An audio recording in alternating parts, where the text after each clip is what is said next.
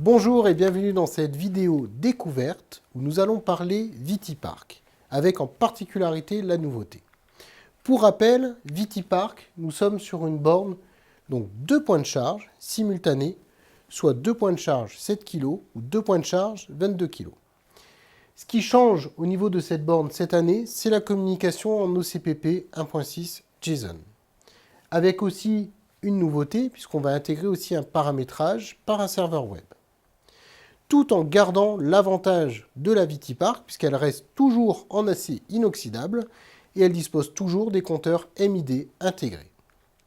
Au niveau des caractéristiques, on conserve la gestion de la téléinformation sur les 2 points de charge, ce qui permet de répondre à des chantiers, par exemple un magasin qui souhaite faire bénéficier à ses clients de 2 points de charge, de pouvoir gérer avec la téléinformation client la puissance de la borne de recharge.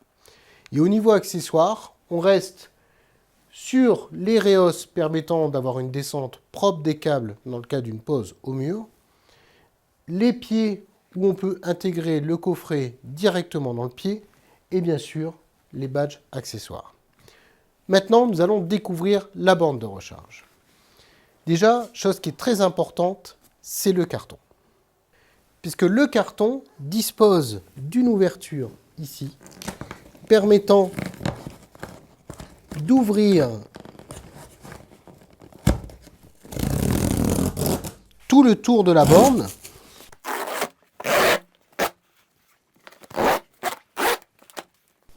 ce qui permet de pouvoir, en ayant la borne posée au sol, de pouvoir ouvrir le carton sans abîmer la borne de recharge. On retrouve à l'intérieur le capot, qui lui aussi est protégé individuellement pour éviter toute rayure.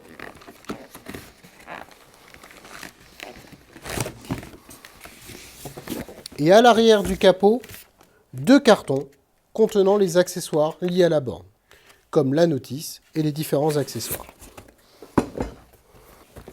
Prenons par exemple le carton. On retrouve à l'intérieur le support de fixation murale, qui lui aussi est en inox. On retrouve des stickers additionnels permettant de montrer le fonctionnement quand on utilise une application type smartphone pour accéder à la recharge, par exemple avec un opérateur de mobilité. On retrouve la clé triangle permettant d'ouvrir la borne de recharge. Et bien sûr, la notice de mise en œuvre. Au niveau de la borne de recharge, je vous propose de la découvrir maintenant. Et voici la VT-Park. Au niveau de la VT-Park, il n'y a pas eu beaucoup de changements. Nous retrouvons toujours le bornier d'alimentation, permettant l'alimentation de la borne. Nous retrouvons les compteurs MID monophasés pour une borne monophasée et triphasés pour une borne triphasée, qui sont maintenant en mode bus. Nous retrouvons les contacteurs de puissance, ainsi que les protections pour les 2 prises TE qui sont présentes sur la borne, puisque cette borne dispose de 2 points de charge, avec de chaque côté une prise T2S et une prise TE, allant de 7 à 22 kW. On retrouve l'alimentation de la carte électronique, ensuite la carte électronique contrôleur, et le plus gros changement est la nouvelle carte de communication intégrant les 2 ports RJ45, permettant notamment de faire du chaînage de bornes VT-Park. On peut arriver avec un câble réseau et repartir de cette borne pour aller alimenter une autre borne. Donc ça permet de faciliter la mise en œuvre. Au niveau de la programmation, ça a aussi changé, puisque maintenant cette carte de communication intègre un serveur web pour faciliter le paramétrage. Et ce que je vous propose de découvrir maintenant. Au niveau de la configuration de la VT-Park, nous avons la possibilité de nous connecter directement entre la borne et l'ordinateur ou de se connecter à la page web au travers du réseau en place. Au niveau de la configuration, Nous arrivons sur une page web où on retrouve différents onglets, l'onglet Home, l'onglet Paramètres de la borne, Connectivité, Diagnostic et Log. Au niveau de l'onglet Paramètres de la borne, par exemple, nous allons retrouver tout ce qui est réglage de la borne.